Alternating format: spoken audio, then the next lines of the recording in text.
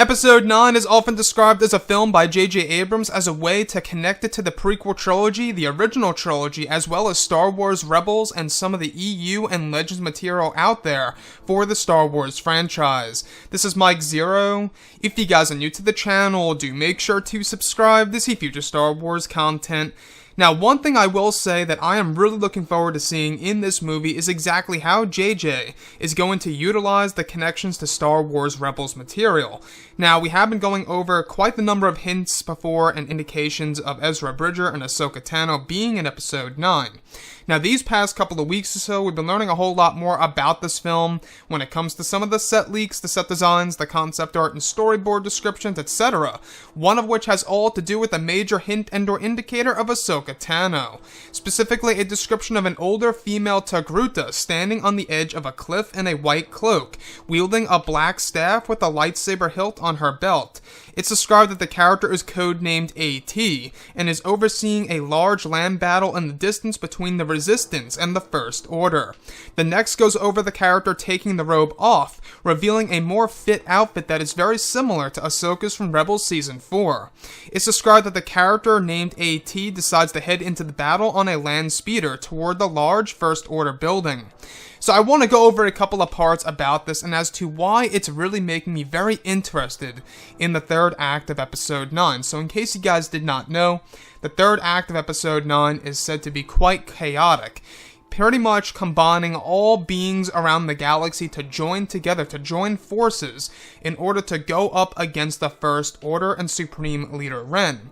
And honestly, this is a great move by JJ. It seems as though that's the best way in order to really build a resistance against the First Order, is to recruit everybody around all corners of the entire galaxy in order to go up against the First Order. So it makes sense as to why Ahsoka Tano would be in this movie. Now, I don't think that it's a coincidence that this character is codenamed AT, pretty much standing for Ahsoka Tano, and at the same exact time is considered to be the species of a Togruta, and is considered to be an older female Togruta, in a white cloak, as we saw in Rebels Season 4, with that staff. So you can really see what they're trying to do with this movie by connecting it to Star Wars Rebels material, as well as bringing in a lot of EU and Legends Star Wars material from that franchise. So here's the thing, we do know that the third act of the movie is going to have a huge land battle between the First Order and the Resistance, as well as a major space battle. And this whole entire sequence involves Maz Kanata and her pirates, as well as a lot of cameos in this movie. So with that being said, we also know that this whole entire third act, this big land battle, is very much inspired from the beach of Normandy for World War II. So when we examine the character of Ahsoka Tano, obviously she's going to be quite older in this movie, if this is indeed her. Now, the thing here is this, I'm not quite sure if they age quite similar in a way to how humans age. That's a big question open on the table, right? She could appear younger, but will be older in this movie for all we know.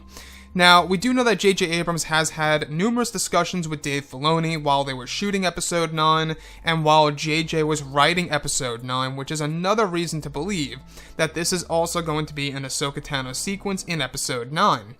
So, the thing here is this, we do know that this movie is going to have a lot of sacrifices, a lot of losses, and a lot of different characters from all corners of the galaxy that we have never seen before.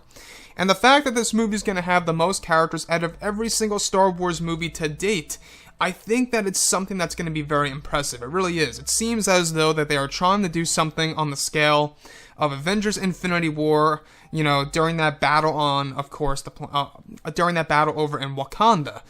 I feel like that they're doing something like that. That's the only piece of imagery that I'm getting in my head right now, as far as when it comes to the level of action and, of course, chaos that's going to come along with it.